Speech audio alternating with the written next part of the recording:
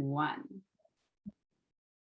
Welcome back to the Highly Sensitive Child Summit. I'm your host, Amanda Evans, and I am super excited about our guest today, who I know we're going to get to have a lot of fun today and sit back, relax, and listen up for a story time. So welcome, Andrew Newman from Conscious Stories. I'm so happy to have you here today. Amanda, such a great pleasure. I mean, what an important subject that we're exploring today, the sensitivity of children, and hearing and reading your story and knowing a bit of my story and only imagining what's out here with the parents and families listening. Yeah, this is a place that's close to my heart. Thank you so much. And I know we're excited to hear more of your stories and more about your story. So Andrew, can you share a little bit about you and what you were like as a child? Wow. Me as a kid, I was the one who was kind of clinging to mum. I was attached to her apron strings. I really was in the kitchen quite a lot, literally. And I was definitely sensitive, but nobody really knew that about me. And I'm not sure that language existed at that time. Growing up in apartheid South Africa, which was politically and socially tricky, and in all boys education, where it was all about, kind of keeping up. And keeping up was hard for me. I was put into school a year young, and so I might have had the intelligence, but the social skills really weren't mine. And to know what was happening with my emotions was very hard. I didn't have any language around that, and I kind of I took a deep breath and held it for the first 18 years of my life to see if I could make it through. Well, thank you, Andrew. Not the easiest start, whilst at the same time being in a very loving home and family and very well provided for. So it's quite interesting. It doesn't really matter what the home circumstances are in some ways. This effect that we're going to explore today can really touch any child anywhere. For sure. And I know that everything you just shared about your childhood, there's definitely parents in the audience who are either resonating because that was what it felt like for them, or they can see their child in your story. So thank you for sharing all of that. And I know it's an interesting start to an interview. Well, I'm super excited because we have something extra special. Andrew's going to share a story with us today that nobody else has actually heard before. So this is the debut. Andrew, I'm going to share everything to you so that you can tell them what this story is and actually read it to us. Amanda, thank you. This is very special for me. This is a story that was written and created in the last year, 2021. The story here is called The Home for Sensitive Butterflies. And I'm going to do a screen share in the moment, and I'm going to take us through the story together. It follows the same story architecture of each of our books. There's a breathing practice at the start called the snuggle breathing meditation we'll do. There's a little activity page at the home that families can do together. And there's a core lesson for this story is gently inviting sensitive souls to settle at home on earth. So when you extended this warm invitation, I thought, wow, this is the perfect place for us. The timing's absolutely right. We're ready with the book. On our side of the world, let's get it out and share it with your community first. Couldn't be more already. Okay, let me try the screen share. Oh, that's yours. That's my screen. Sorry about that. I will get back to the screen. And we are already at the Highly Sensitive Child Summit. So let me try. Let me try this. So I need to make you the host, I'm just realizing. There we go. Now you can share your screen. Okay, there we go. Here it comes. Place to share. Alrighty, thumbs up if you can see a big butterfly on your screen. Wonderful. Folks, if the kids aren't here yet, press pause, bring them in. This is a story for everyone, and then we'll have a conversation afterwards. They can go off and play again. But everybody is welcome. And for the mums and dads who are like, carrying a little on the shoulders in terms of burdens, just take the breaths with us. Just kick back, come to story time. Let me read you a story. This is dedicated to all who fly. And here is our breathing meditation, but I do just want to read the first paragraph on the left. And it says, imagine helping a butterfly to find a safe place to land. Will you hold your hand open with a warm-hearted invitation, not pulling or rushing? Can you offer the kindness and gentleness she needs? This is the attitude that is needed to help our sensitive friends feel at home on earth. And so I invite you to breathe with me. The first breath, breathing in, I breathe for me.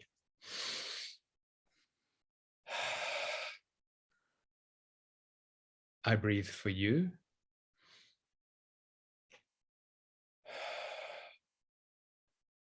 I breathe for us.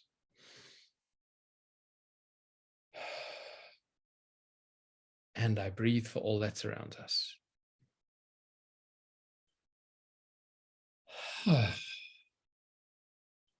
That helps me calm and center and regulate a little. I feel more connected to you, Amanda, and to everyone who's coming along with the paired breathing.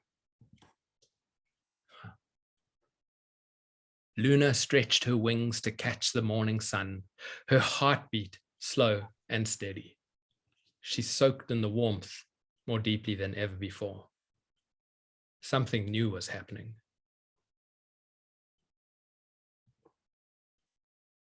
None of the flowers knew the feeling of Luna's footsteps, for no matter how gentle their invitation or how open their petals, Luna never felt safe to land. Instead of landing, she became an expert at drifting. Fluttering and flapping, she floated on the breeze, blown wherever the wind took her.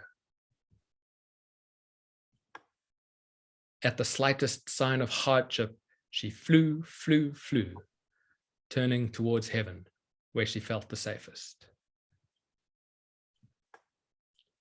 The closer she flew to heaven, the more she became her true self, a delicate angel, blessed to spread love and light to all.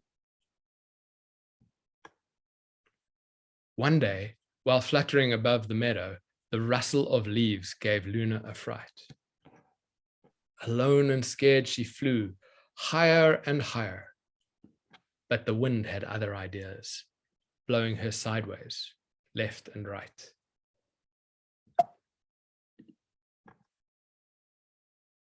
Soon she was lost.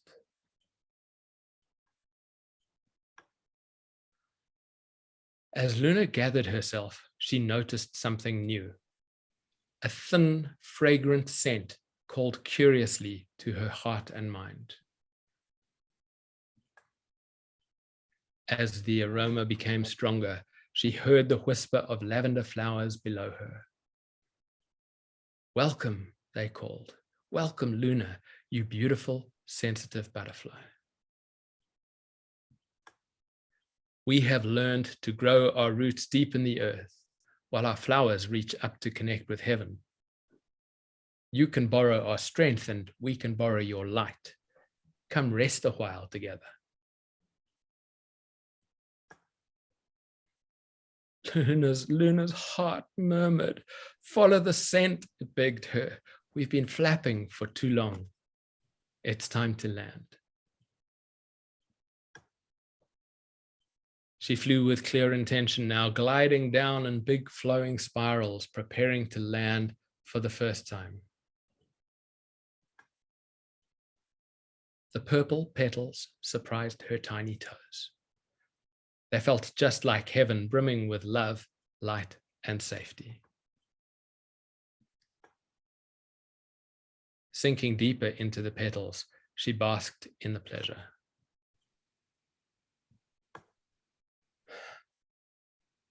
Luna stretched her wings to catch the morning sun.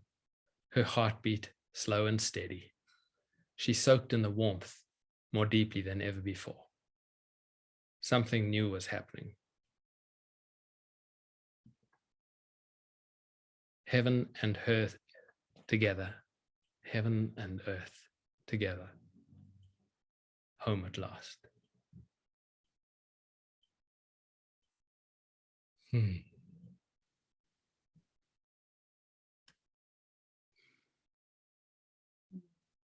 Nice just to hang out here for a moment, right? It really is. Yeah. Yeah. That was so beautiful. I'm like, every time, right? Every time I read this, every time we worked with the editor, every time we sat with the illustrator, we're like,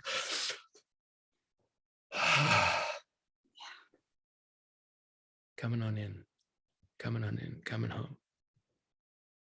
I know I've personally felt emotional at one point, just resonating with what that can feel like to feel more at home up here and grounded. And Right. I can see that so many children who actually feel that way aren't always understood that that's what's going on for them. And your book just has this beautiful way of really putting into words something that isn't always easily put there, and bringing them back home here, but also down here on Earth. Yeah, Amanda, there's incredible speakers here on this summit, and focused on the brain or focused on behavior. My role, where I can focus, is on this journey, this incarnatory journey, where a little spirit somewhere zooming around the universe decides to have a physical body, however that works, and then comes whooshing in. And it's like, oh my goodness, this little body is so awkward and so cumbersome, and it doesn't work very well. And I don't know how to be in it. And from a developmental psychology perspective, with absolutely no fault of mum, and I want to say that a million times, with absolutely no fault of mum, the first developmental wounding or trauma happens probably in birth, right? In the best birth, or in the first days after birth. And it starts this first belief system formation that goes, am I safe here? Can I be here? Maybe this wasn't such a good idea. Maybe this was, hold on, I'm changing my plan. I want to go back up there, because up there didn't have any of this like the limitations and the pain in the same way that these first like life challenges can bring. And we have there's a whole model of development started way back when with Wilhelm Reich, and we can talk about a character structure that has this first experience. But we're here on Summit with parents of sensitive children, and it's possible that some of the sensitivity that you're experiencing is coming from this existential challenge to incarnate. And we don't talk about it very much.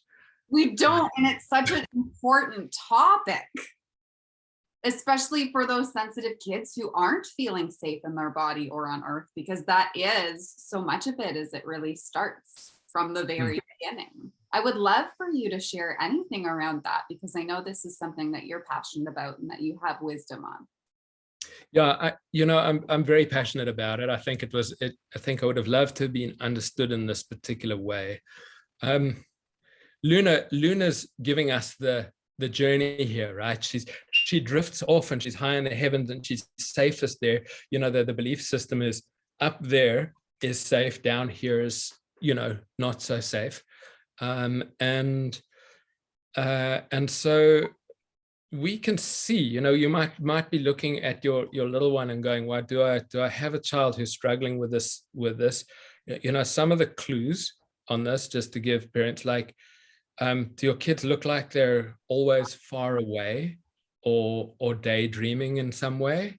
Are their eyes glazed a little bit? I can do it. I can sit here and I can kind of like, we can all actually do this. We can go like, oh, I'll just go up there for a minute. And then I tend to have to close my eyes. But if my eyes were open, you wouldn't be sitting with me like this, like we're sitting, right? So it's a little bit of that glazed, and it's like, where are you? Huh? Oh, you're here. Oh, you're gone again. And it's a very normal process, I want to say as well. It's inevitable that we all do this on some level. With it, there can often be a curvature of the spine, because from an energetic perspective, the energetic movement is like this. It's like, let me go here. Let me go here. Now, if your spirit is constantly doing that, your body will take that shape to make it in some way easier, in some way responsive. So a little, light scoliosis of the spine might be a clue that you can follow. Now, I want to come in really early and go, this is cool, guys. This is great news. and if you might be here going, oh my goodness, my child's too sensitive, and I don't know how to be with them and all of their sensitivities, and it's like, and something's wrong. I'm not here with that perspective. I'm here like, these kids grow up into, they will already be, but they will grow up into super creative adults, like deeply spiritual, very connected, very detail oriented, right? Obviously the detail can be, it's too loud or it's too bright or it's too something at this point and at this age that you're working with. But that level of detail is a very useful skill as we grow up into an adult life. And it's, I wouldn't be sitting here with a great deal of concern. I'd much rather often offer hope. Do you recognize any of those nuances as you For sure. hear them? Yeah. And I love that you were just saying that you'd rather focus on the hope. Right. Mm-hmm. Right. If you're a parent and you're here, you're already signed up to a summit, you're already 15 minutes into this moment of this conversation, I'm here to tell you you're a good enough parent. I'm actually here to tell you you're doing great already, because you're engaged in the process of the inquiry, of the learning of what you can do to help your kid be, healthy and well within themselves. That is everything. Like, really, like, that is like, come on, guys. Like, that is everything. Because I have to say that, because if you're anxious about being a good enough parent, that anxiety is running through your home, it's running through your relationship with your child, and you're missing the moment just to be in presence as you are, which is good enough.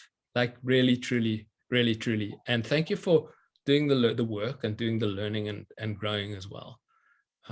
But I wanted to be like,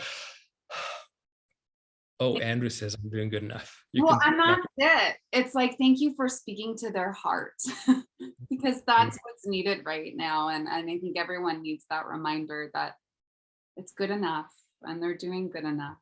And the extra tools help, but that's the core foundation. So I love that you took that moment to really speak to the heart of the parents of these incredibly gifted and wonderful children who came here for a reason.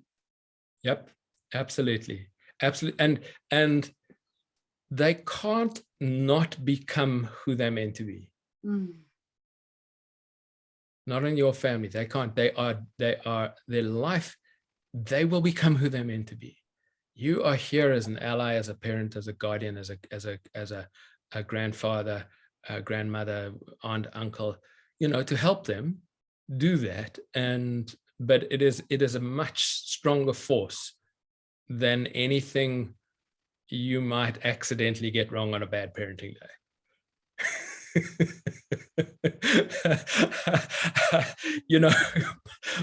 My parents, if they've both passed, they looked at me now, it was like they'd be like, well, couldn't see that coming.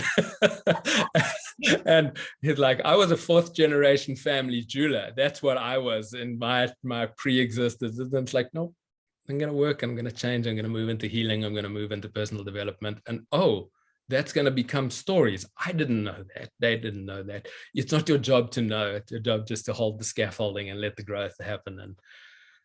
Yeah. And so how about some tips, Amanda, just for little things that we can do for if you're sitting, you nodded your head, you said, yep, I think my kid might be exploring. You can, these are great things to do anyway. Again, reading Luna and the story time and time again with the pace and with the cadence, listening to me reading it, allowing that the whole story is embedded with what I'd call the healing response to this type of life challenge. That's why we all did this little thing. We went, because that is the response that we would like the body physiologically to be able to do. And there's a level of like incarnation or spirit dropping in that just happens in that moment. That's a very good sign, and it's a good clue. And from there's calmness in the body, which is what we're aiming for. And so to parents, my advice, modulate your energy physically and vibrationally upwards. So what I mean by that, I mean, you can just locate your awareness, like top of your head, go up 2 feet, go up maybe 6 feet, and just kind of hang out there. Your eyes might go up a little bit like mine. I'm kind of looking for the spot. And I end up here a little bit. And we've already established that's where Luna is. She's up there. Your little kids journeyed a little bit up there. And so from there can be this little invitation. It's a little bit like two angel wings touching. Or we saw the scent of the lavender did it.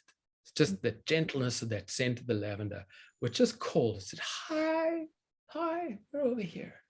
There's no grasping. You've got to be very sensitive to that because they're super reactive at that stage. And it's just a hello. It's like, can I just, hello, hello, hello.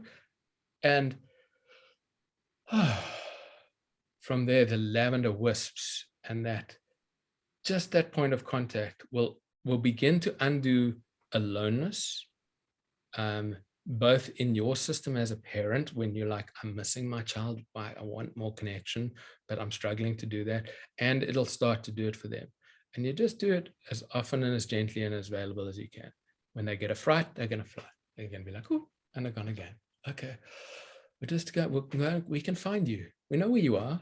You don't have to be here. There's no demand for you to come in here, especially on young kids. This will happen over time. We're slow to birth ourselves as humans. We're not like, hey, I'm out of the womb, let's go. I sort of think that my journey so far, I could say, it's like taken about 45 years, and so if you've got any rush for your kids to be ready in some way, my question would be, ready for what? And why? And where did you get that belief that they need to be ready for something? That it's impossible for them to miss out or lose out. It's not about competing with the next child. This is about their journey. And so that light touch, light touch, light touch, light touch. And you do it as often as you have the capacity to be soft and kind. And you'll notice that even for me, when I'm talking about it with you now, Amanda, I'm like, oh. You can feel it. It's felt. It's like that healing that you were talking about, of how your books really are that healing opportunity when you sit back and listen to them and you feel it. Yeah. And the back of the story, all of the books have an activity page. This story is the first book to have a non-activity page.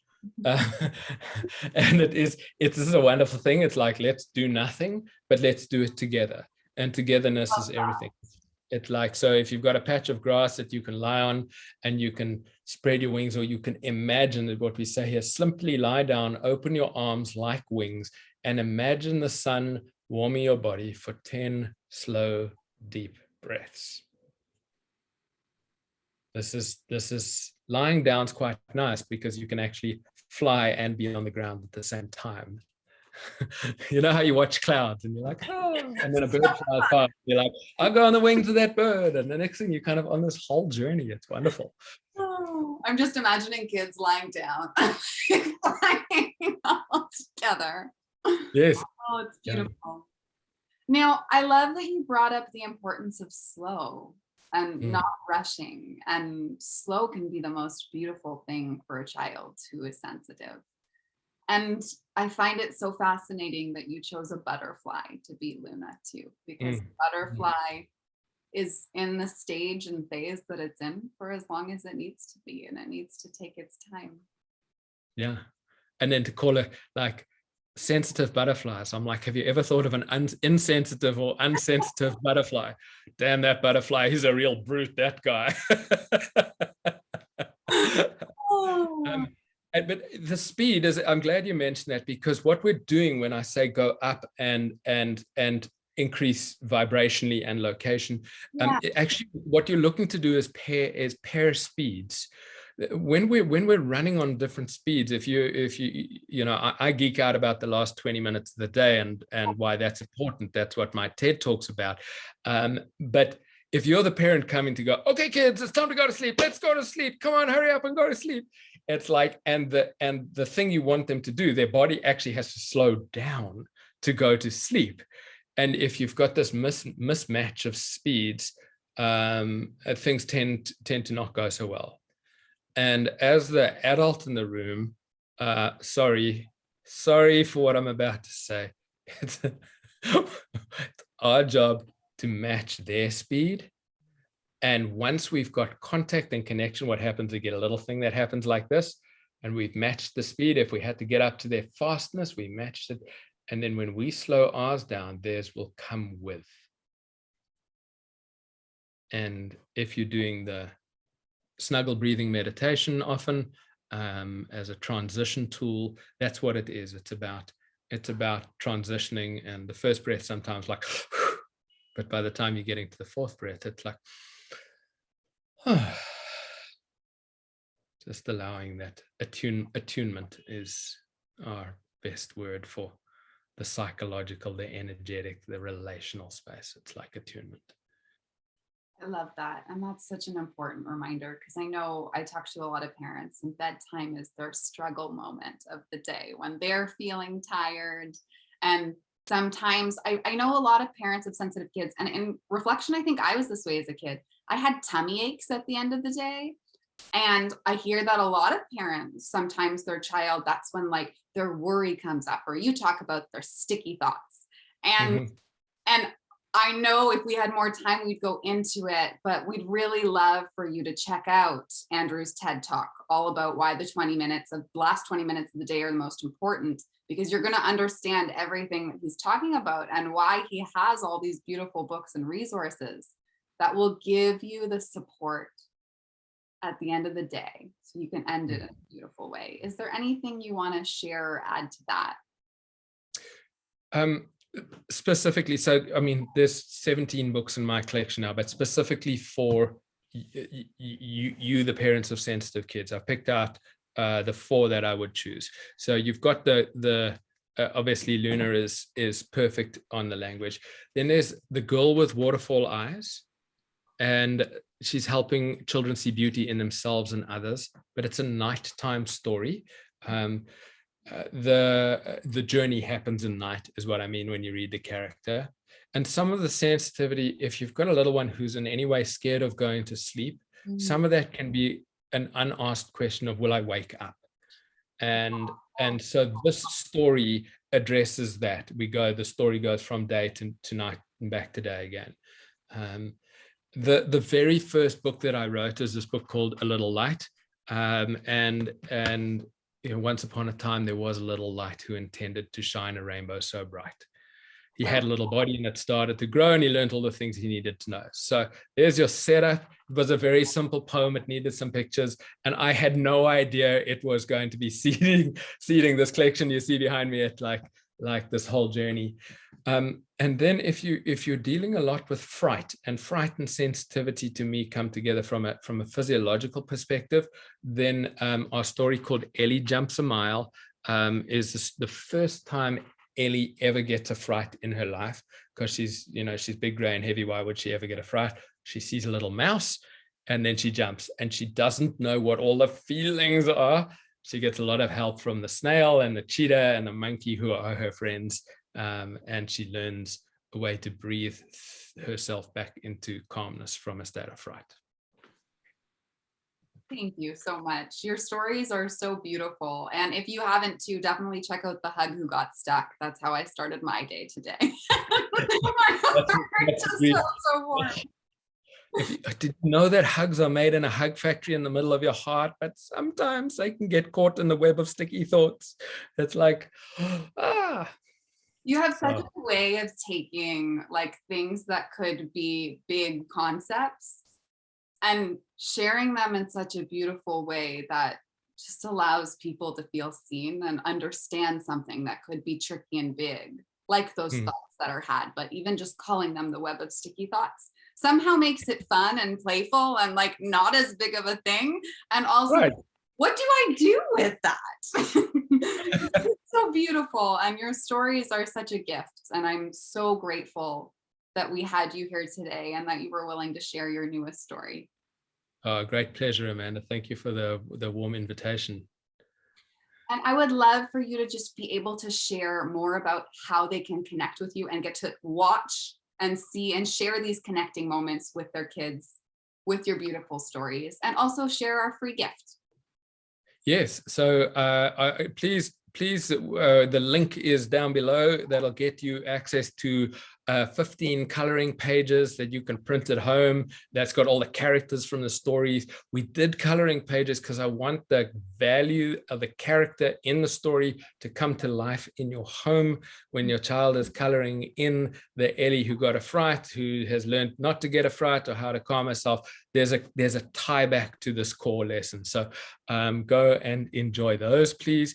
Consciousstories.com is the main site where everything happens, and Instagram and Facebook are places that you're very welcome to come and hang out with us and just follow along on the journey. Would look forward to more conversations about sensitivity, about anything that you're wrestling with as a parent.